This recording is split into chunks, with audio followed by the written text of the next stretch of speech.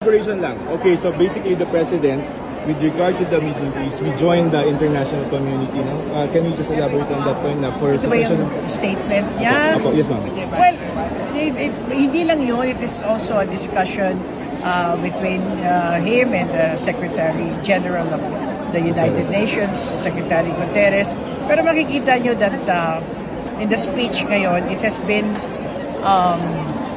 been proven time and again how the Philippines had been supporting the United Nations, whether it be peacekeeping, migrant issues, climate change issues, and that is what I think, and all the other many things that we've been doing, and that is what we think deserves us to be candidate for the non-permanent member of the Security Council.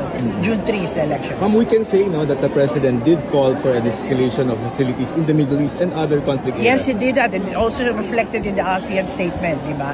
So it's really, we've been adhering. I think ito ang pinaka-basic thing.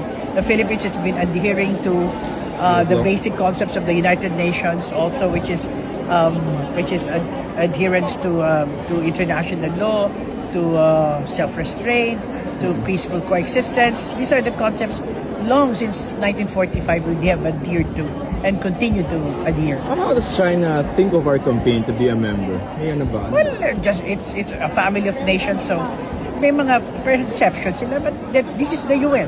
So it depends who is going to support us. Ma'am, yan, officially, ilang votes po yung kailangan natin?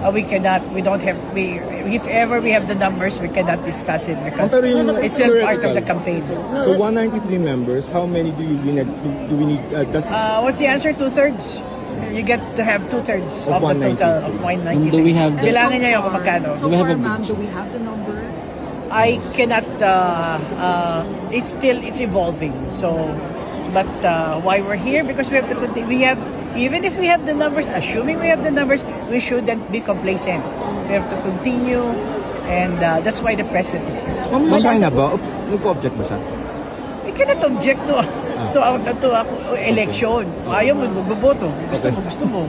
Ganun lang naman yun. Pero yung posisyon nila ano? But are we optimistic with our prospects in gunning the seat in the I cannot talk that way. It's something that just wait for June 3. How long is the campaign period? Is it starting now until Well, we the... launched our candidacy as early as 2013. 2013. Of course, medyo hindi pa masyadong off on number of When was the last time that we were part of the UN Security? anong year? 2004. But we've held that post before. We had that for 2 years pa lang yan, 2 years pa. Non-permanent member. And ano yung advantage na nakuha